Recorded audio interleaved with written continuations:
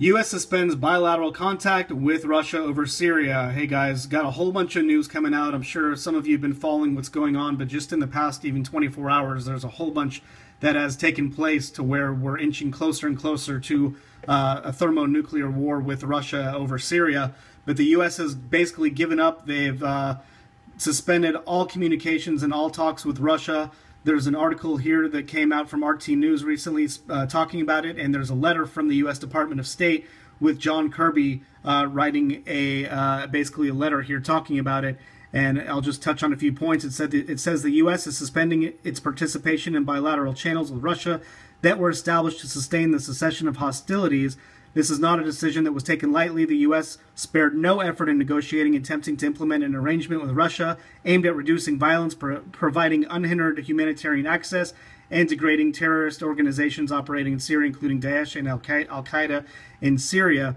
Unfortunately, Russia failed to live up to its own commitments, including its obligations under international humanitarian law, and was also either unwilling or unable to ensure Syria's regime adherence to the arrangements to which Moscow agreed.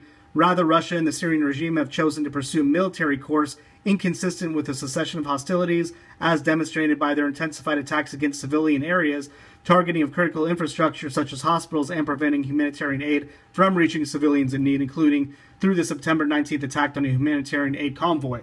That humanitarian aid convoy that was bombed was never proven by Russia to be the culprits. In fact, they were saying that there was a U.S. drone inside of the humanitarian aid convoy, and Russia is denying all allegations.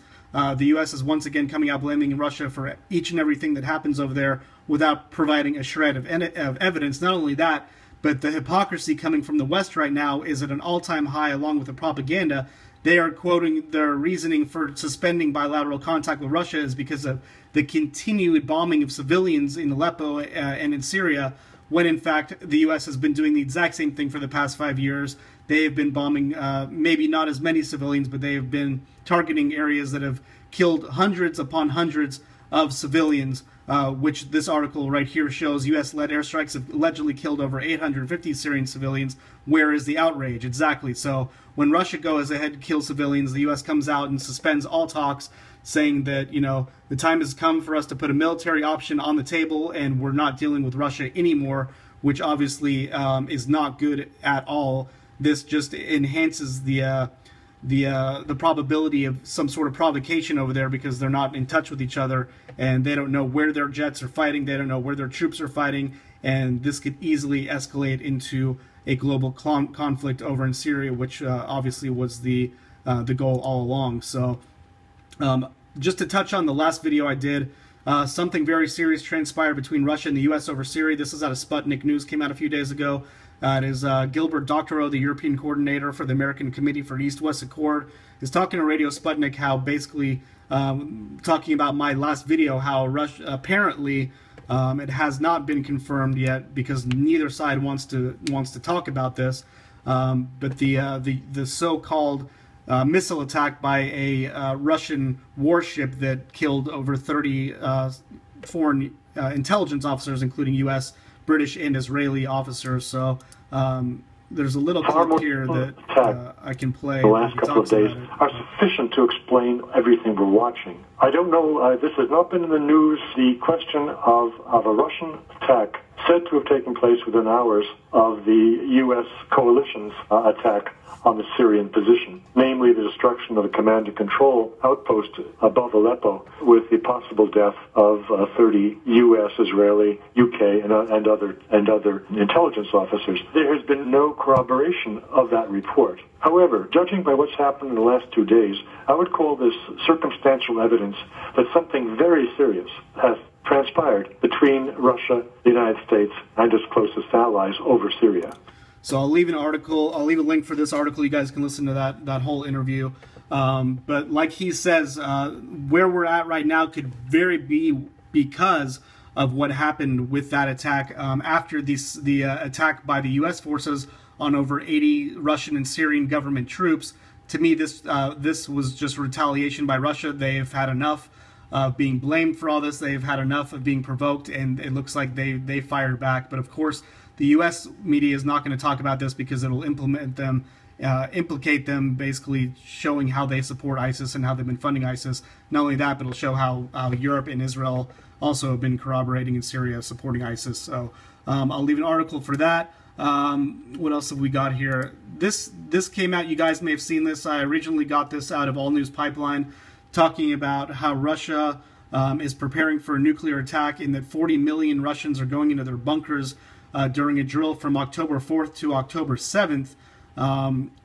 They link to a website called Gazeta, which is a Russian news agency that is quite popular over in Russia. You have to translate this, of course, but it goes on to basically corroborate what they're talking about, how 40 million Russians, which is a hell of a lot of people, are going into bunkers, and they're apparently preparing for nuclear war is what they're talking about.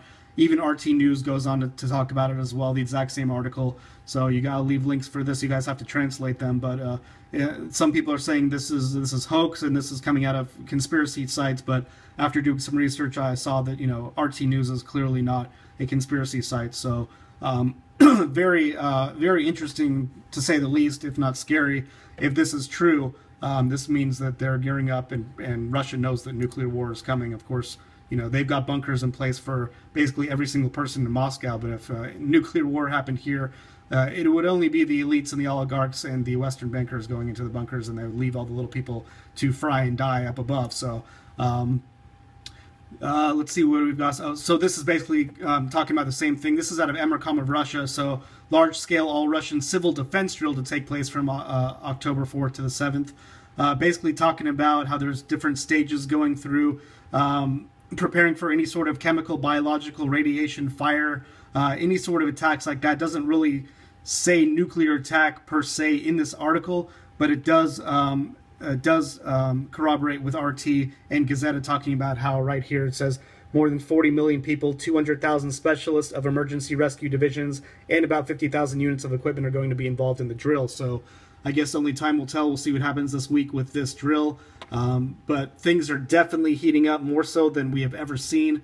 The propaganda out of the West is at an all-time high. It's almost comical at this point. If you guys still think Russia is the aggressor, you need to do your homework, because the West has been pushing for war, all coinciding with the collapse of the financial institutions. You guys see what's happening with Deutsche Bank right now.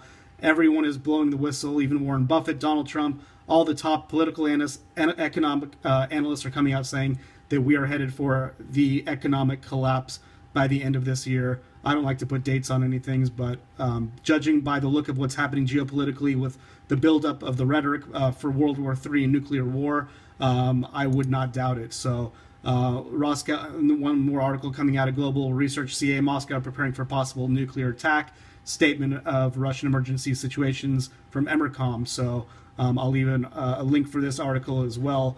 And last but not least, as if there wasn't enough tension going on in the world, nuclear threats between North Korea, Russia, Syria, U.S., we've got Pakistan and India threatening to destroy each other with nukes. So I'll leave a link for this. This is out of the Sun.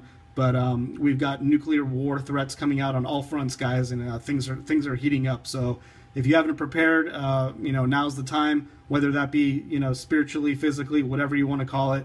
But we are living in some very, very interesting, scary, prophetic times. This is not fear mongering. I'm here to give you guys the information. You decipher it for yourself and go from there. Anyway, that's all I got, guys. I'll leave links to all these articles. Be safe. I'll see you in my next video, and take care.